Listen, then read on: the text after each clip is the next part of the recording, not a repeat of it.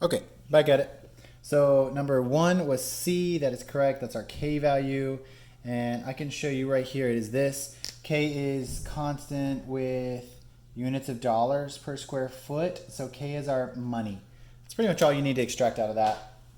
So if K is our money and they want to talk about expense of the brand, it's going to be more expensive brand. It's going to have a higher K value. Cheaper paint, it's going to have a lower K value. So easy peasy.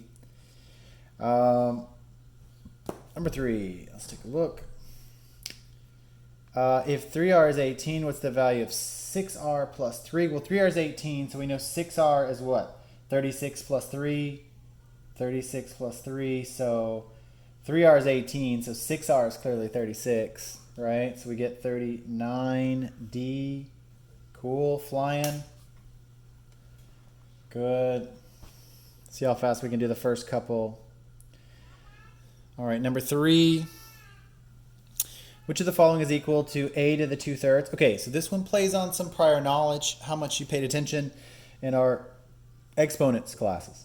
So now, which of the following is equal? All this is converting from a fractional exponent back down to a radical kind of notation. So let me show you what it looks like. So it's like this. It's like a to the, and let's call this like n over m, right? So this equals the square root of m times a to the n power. Cool. That's how that looks. That's just one of those rules we memorize. And so in this specific case, this should of course be root 3a squared. So which one is that? So cubed root of a squared d. Cool. That's a memorized concept. Nothing special in there. Two. Cool. If 3r is 18, what is the value of... oh, we did this one already. My bad. Let's see number 4. The number of states that joined the United States between... okay. So this one was asked after a few of the students took this, and I looked at this quickly. So what you're supposed to notice is there's kind of two intervals here. There's this first interval and this second interval. Cool. And then all they tell you is, and they say it in the most confusing possible way, but the first interval is twice the number of states that joined the second interval. So the first one, so let's see, let's call the first one like A relative to B, right? There's twice as many in this first interval. Cool, so there's like 2 in this first one relative to B. So then they say if 30 states joined the United States in that first interval, so we know this number is like 30. Cool. If 30 states joined that one and they said give x the value for that second interval, so it's like 30x equals, and then we need to show somehow this same thing, right? Well, 2 times a, what's the best way to explain this? I believe I wrote it like this. So this first one is twice the other one, right? So that means if the first one is 30, then the other one has to be 15, right? That's the most like quick way to explain it. So how can we write this out as an equation? Well, a lot of people pick C, for example, and they said x over 2 equals 30. So that means that's half of the other one would give us 30. Well, that's not actually true, right? So it's technically this. It's technically x equals 30 over 2. So that's the best way of saying this. So like finding this number, that other interval, is like taking the first interval and dividing it by 2, in fact, because it's twice. So if you wanted to write this out algebraically, and it's depending on how your brain sees this, it would really be like 2x equals 30. Cool? That's a way of representing this properly. So this other interval is x, and you'd have to actually double it to equal the first one. Cool. Tricky question. Of course, that's b, it looks like. Yeah. You just need to take a minute. Clearly, this was the trick question, and I'm sure most people put C. That would be my guess, just because you see it divided by 2, and that makes the most sense. You can write this one off really fast, and you can write this one off really fast. Both of those are kind of silly. And then they draw your eye to the division. All right, that was a tricky one. Okay, number 5. Let's take a look at that. Let's see.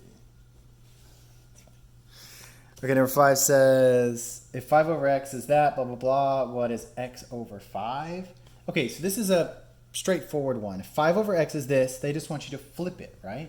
So they want you to say x over 5 is equal to what? Well, right off the bat, I would just flip it, and I would say x plus 20 over 15. Cool. Now, that is what x over 5 equals, right? But we need to actually solve for x. So this would be ideal if this was the answer, right? They just want you to quickly flip that. But they actually don't. They want you to solve for it. So let's actually solve for x and plug it back in to this equation. Or you can just solve for x and divide it by 5. That's going to give you the same answer. I'm trying to think if there's a quicker way to do this, though, some kind of shortcut of sorts.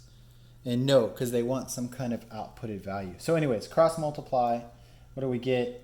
We get 5x plus 100 equals 15x. Cool. Subtract. We get what? We get 10x equals 100. X must be obviously 10. And then 10 divided by 5 is 2. Cool. Now, again, I'll start to highlight, now that we're getting a little bit more deep in these questions, I'll start to highlight the trick answers they want. So they want you to put a 10, right? Because that is the answer you found. X is equal to 10, but they don't want x is equal to 10. They want x over 5. Cool. So it is actually not this one. That's kind of the throwaway one. They want you to pick C, too. Okay, good. Next up.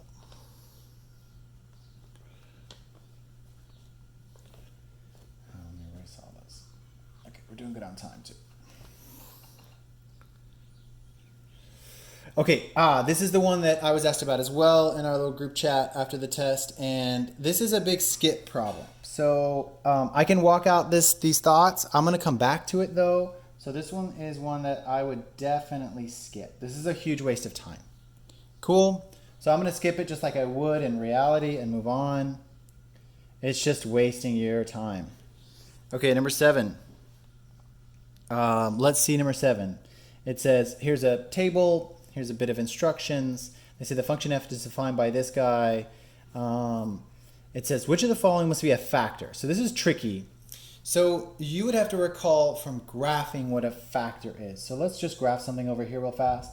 Let's say here's this quadratic function. And to find its factors, or to actually figure out how to model this equation, you would grab up its x-intercepts, right? So these x-intercepts right here, for example, you would take these two guys and you would say, oh, well, this is where what? This is where y equals 0 and x equals something, right? So another way of saying that, to convert it from an x-intercept into a factor, right? Now, I'll start with a theory and I'll go into the real stuff. It's just to say, well, x minus whatever that x-intercept is. So x minus the x-intercept equals 0. And that, see, and that's why we call them zeros, right, or x-intercepts. That right there is going to be its factor. Usually you have 2 of them, obviously.